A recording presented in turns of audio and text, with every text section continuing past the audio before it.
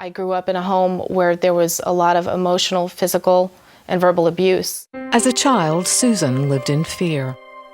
Her stepfather abused Susan and her sister, and Susan's mother was very cold and detached. I always felt like I wasn't loved. I always felt like I needed to reach out to be loved. When Susan was a teenager, she looked for love and meaning anywhere she could find it.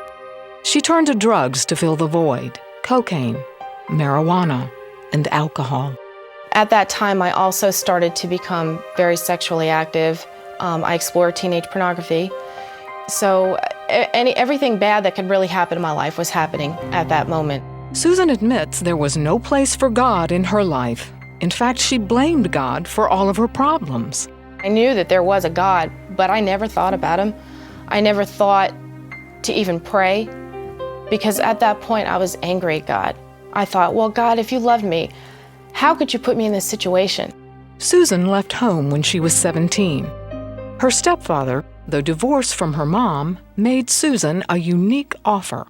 He said, well, I'll tell you what, why don't you come live with me? I have an apartment. You can take all the time you need to get a side job and get your diploma, and everything will work out great, and you can decide what you want to do. What seemed to be a good idea soon turned into a nightmare. He said, you're too pretty of a girl. Let's do modeling. Now, I was probably close to 17 years old at that time, and to me, that just sounded wonderful. I thought, great. Susan was convinced she would have a new life with an exciting career in modeling. So he took me to the first call. I thought that there would be a photographer in that house, but it wasn't. There was no equipment. I had soon realized that my stepfather had made me a prostitute.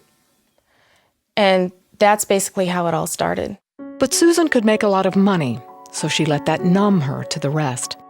This was the beginning of her new career.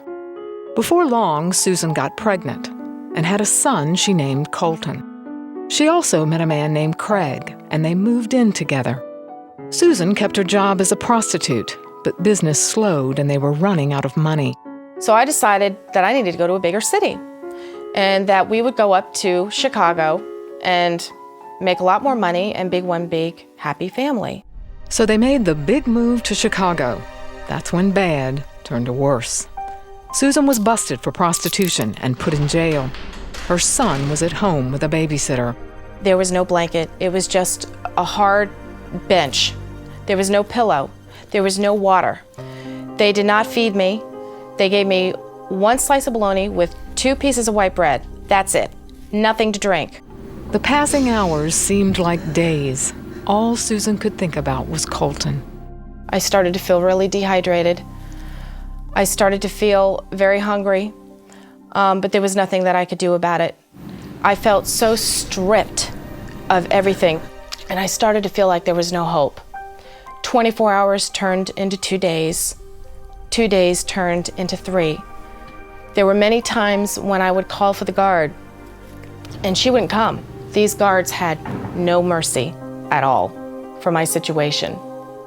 I was basically treated like I didn't exist. Susan was desperate.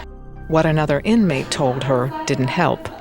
I told you, you were never going to get out of here. There is no way out. And it was then that I broke. I started to become frantic.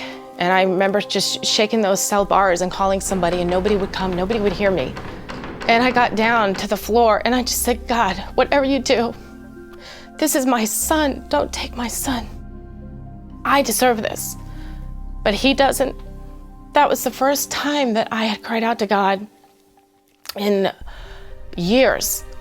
And I heard God say to me, you're the one that got yourself into that jail, but I'm gonna get you out. But you've got to come to me. You've got to love me. This is not my will for your life. And I thought, but I'm so dirty. I'm so stained. I've committed adultery. I've slept with husbands. These husbands had wives. These wives don't even know what I did. I just couldn't believe it. And because I just felt so stained, and he said, I love you, and I want you to come to me. But it's got to stop now. You've got to change. While in jail, Susan accepted Jesus as her Savior. And I thought to myself, I'll do whatever you want. Just get me out of here. Get me to my son. Just please let him be okay. He's just a baby. God answered Susan's prayer. After 4 days of trying to get Susan out of jail, Craig finally succeeded. Susan was released. Susan told Craig that she wanted to get out of the business. He left her, and Susan and Colton took a bus back to Florida. As I rode on that bus trip, Colton would just sit on my lap, and he would just look at me with the most beautiful baby blue eyes.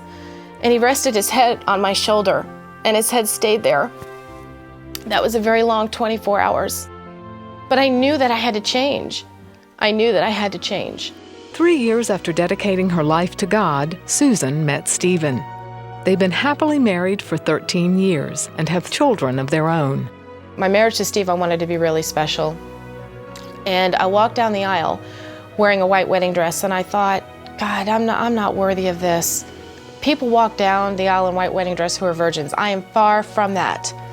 And I heard God say to me, you're made as white as snow to me. Her days as a prostitute are distant memories now, but Susan will never forget what God has done for her. For a long time, I thought I wasn't worthy because I thought that nobody could possibly have a past like me. Drugs, abuse, prostitution, teenage pornography. I mean, to me, it didn't get any worse than that. And He has forgiven me because I have such a bigger sense of peace now that I cannot even describe. As warm as the sun feels when you walk outside and you feel that heat radiating on your hair, I can feel that warmth of God. No matter how much abuse you've had in your childhood, no matter how unloved you may feel, God is the only Father you will ever need, and He can get you through every storm.